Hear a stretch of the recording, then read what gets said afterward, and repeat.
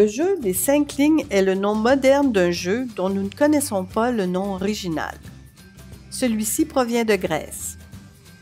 Dans la plus ancienne encyclopédie connue, intitulée Onomasticon, écrite aux environs de 177 ans avant notre ère, Julius Pollux mentionne ce jeu sans toutefois le nommer. Les plus anciennes planches de jeu ont été retrouvées dans des tombes datant du 7e siècle avant Jésus-Christ. On en connaît donc très peu sur les origines de ce jeu.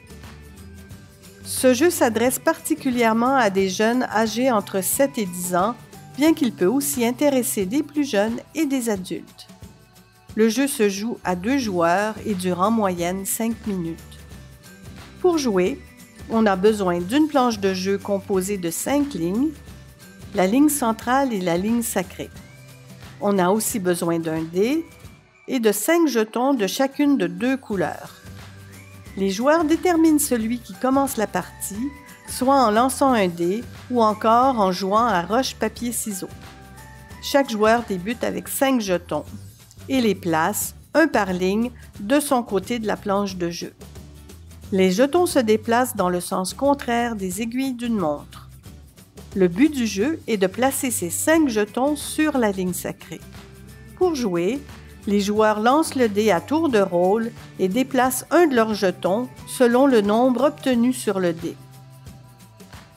Un seul jeton peut être déplacé par tour.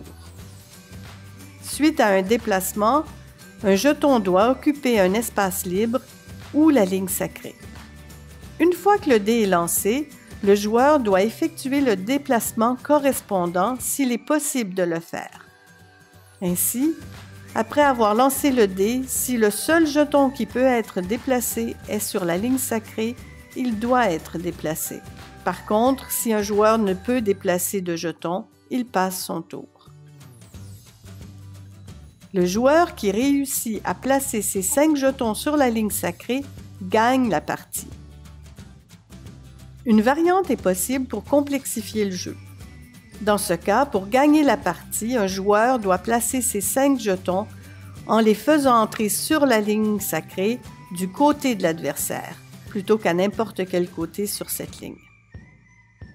Bien que ce jeu travaille la lecture du dé et les déplacements sur la piste de jeu, ce ne sont pas les principaux objectifs de celui-ci.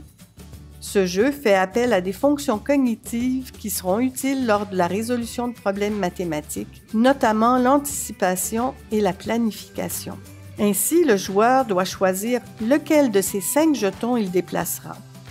Il doit contrôler les 5 jetons. Pour cela, il doit estimer où se posera le jeton. Il doit aussi estimer si ce jeton pourra ou non entrer sur la ligne sacrée. Le joueur peut aussi décider de bloquer l'adversaire en plaçant un jeton sur une ligne pour tenter d'empêcher l'autre joueur d'entrer sur la ligne sacrée. Ces habiletés de planification et d'anticipation sont aussi mises en œuvre lors de la résolution de problèmes mathématiques. Durant la partie, on peut questionner l'enfant sur son choix de jeton. Pourquoi as-tu déplacé ce jeton? Et si tu avais déplacé celui-ci, est-ce que ça aurait été utile? Quel autre jeton aurais-tu pu déplacer?